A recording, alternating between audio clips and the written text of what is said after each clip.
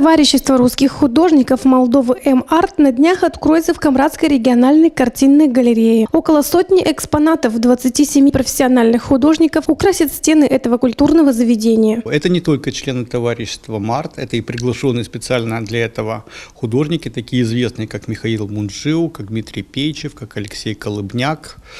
Вот, художники мартовцы — это и Аркадий Антысяк, и Ангелина Масликова, и Валентина Бабкова.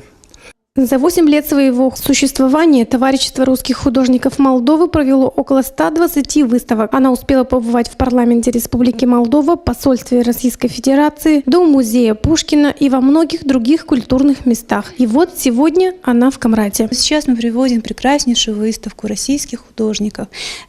Поэтому, думаю, то, что мы здесь увидим, естественно, в связи с тем, что мы просто, у нас нет нашим жителям, нашим гостям, некоторым, кто приезжает там из России, допустим, из Турции, нет возможности приезжать в Кишинев и видеть именно такой прекрасный спектр талантливых авторов, тем более многие уже классики. До того, как экспонаты оказались в Камраде, они прошли долгий круиз по Молдове и Приднестровью. До этого были выставки в Бельцах и в Бендерах к 600-летию города.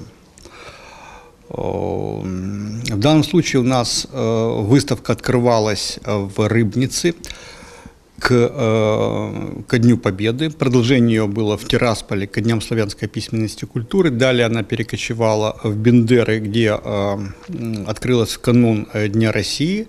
И сегодня я очень рад, что мы сможем показать наши работы жителям столицы Гагаузии. Данная выставка впервые организована в стенах Камрадской картинной галереи, и продлится она до 16 августа включительно.